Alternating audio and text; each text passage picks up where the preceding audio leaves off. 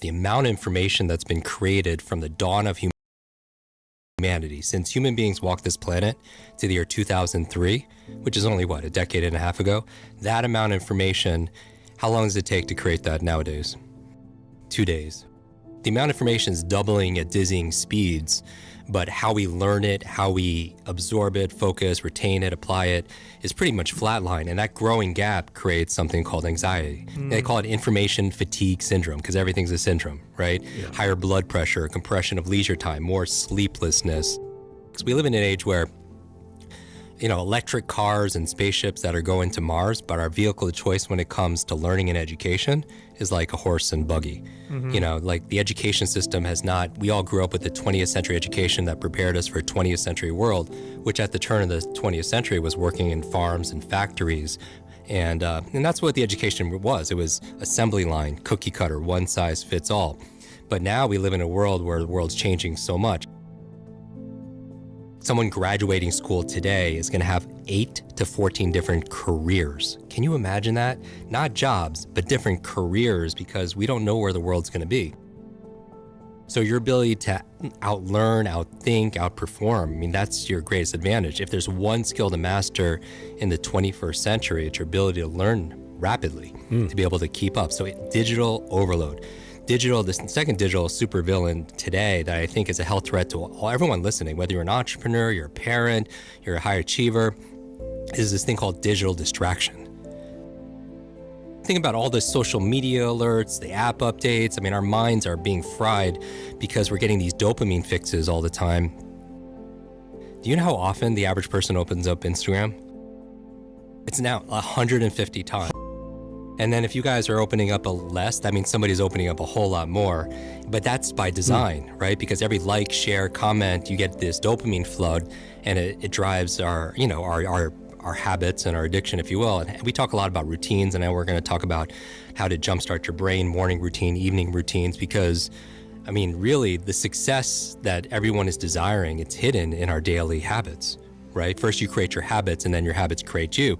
But one of the things that a bad habit, the most successful people, they have their to-do list, and we all have our to-do list. But I've also noticed that some of the highest achievers, they have a not to-do list. You know what I mean? They have a list of non-negotiable things they will not indulge in because, we've all read the book Good to Great. You say no to good so you can say yes to great. Right? And a lot of times when you get more and more successful, you suffer from this opportunity stress. Right? You get more and more offers, more and more opportunity, and you can't say yes to everything. And that's a big challenge because then you have so many windows open on your computer. And even if they're minimized, they still take up energy and they still take up space and memory. And you wonder why you're fatigued all the time. You wonder why you don't have the mental energy to do the things that you need to be able to do. So digital distraction, and on the top of your not to-do list should be not checking your phone in the first thing in the morning. And I know everyone's listening to me and automatically so many people are just like, oh my God, I hate this guy. But the first hour of the day, the reason why you don't want to pick up your phone is because, and we're all guilty of this, is because it rewires your brain for two things.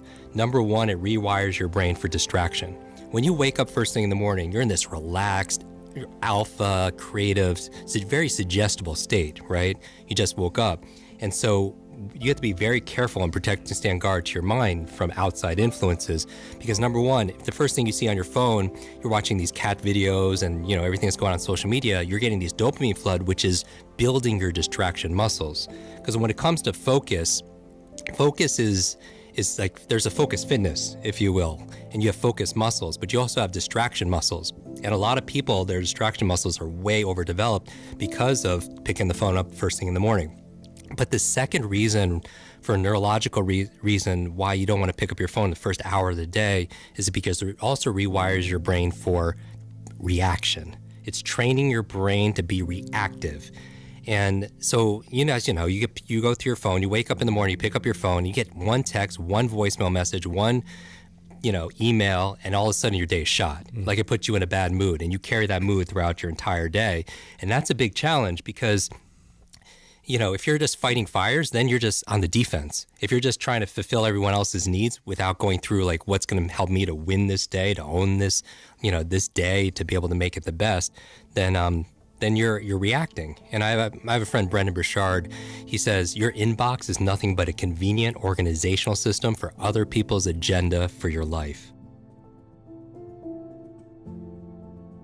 So you're training your brain to react, and you can never have an incredible day if you're just reacting to things, right? So for me, I wake up in the morning and I just start journaling, and I write down 3 things I want to accomplish personally that day and 3 things I want to accomplish professionally. And it's different every single day, but I always begin with the end in mind. One of my favorite books of all time is this book called 7 Habits of Highly Effective People. And we've read this book. Some people are like, I have that book and it's sitting on my shelf. And it becomes shelf help, not self-help, right? Because nobody's actually like reading that book. Because so many people buy books. And I like to encourage people to read at least 1 book a week. Because the average person reads about 2, maybe 3 books a year. But what I love about reading, number 1, is the best exercise, for your mind. And, it's like reading is to your mind what exercise is to your body. It's an incredible workout. And but most people, they don't take the time to read. But the other reason I like to read is if somebody has decades of experience in leadership, negotiation, entrepreneurship, fitness, and they put it into a book, and you could sit down in a couple of days and read that book, you could download decades of experience into days. And that's a huge advantage, right? Because leaders are readers. When I'm writing what I need to accomplish, I'm writing put first things first.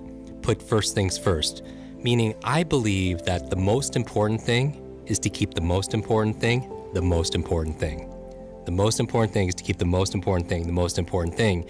Because a lot of people have a fear of failure or fear of success. My fear has always been, I don't want to succeed at things that don't matter. It wasn't so much about failing, it's about getting really good at something that didn't make a difference. And Stephen Covey talks about it like you're really good at climbing the ladder of success only to get to the top and realize that it's leaning on the wrong wall. And so if you begin with the end in mind, so I'm thinking about, my friend Clay Bear has this phrase about champagne moments.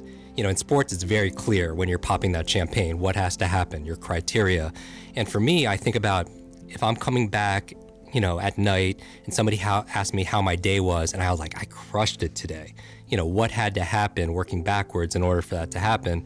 And I think about 3 things professionally, 3 things personally. And so I write that down first thing in the morning, and then I don't check my phone until I get one of those checks done. Just at least one thing, and then I get some positive momentum, for example. But that's the reason you don't want to check your phone. It's training you to be distracted, and it's rewiring your brain to be reactive. And you can't be successful and fulfilled if you're just giving up the sovereignty, your power to something outside of yourself.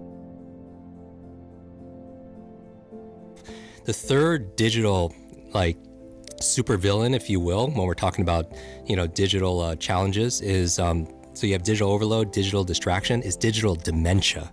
Have you heard this term yet? No. You're going to hear this a lot in healthcare. It's basically where we're outsourcing our brains, our minds to our smart devices. Oh, this is why I can't remember anybody's phone number. Exactly. Yeah. I mean, how many phone numbers did you know growing up as a all kid? of them. All of them. Literally all of them, because we had to, right? Yeah. And how many phone numbers do you know right now? 2. But the old ones that don't, that the I ones knew that when I don't was a matter kid. anymore. Mine and my wife's, yeah. Exactly. So 1 or 2. There could be somebody you're texting or calling every single day, and if your phone was dead or if you didn't have it with you, you wouldn't honestly know what that number is. No. And here's the thing. I don't want to memorize 500 phone numbers. Nobody wants to do that, but we've lost the ability to remember one phone number. We've lost the ability to remember a conversation, somebody's birthday. I mean, I feel like absent-mindedness. I mean, how many people feel like senior moments are coming too early? Like you walk into a room and you just forget why you're there.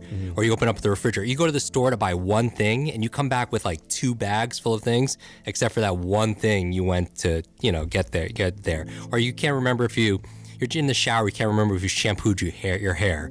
And I believe 2 of the most costly words in life and in business are I forgot. I forgot to do it. I forgot to bring it. I forgot that conversation. I forgot that meeting. I forgot what I needed to say. I forgot that name. I mean, I think number 1 business etiquette, networking skill there is remembering people's names.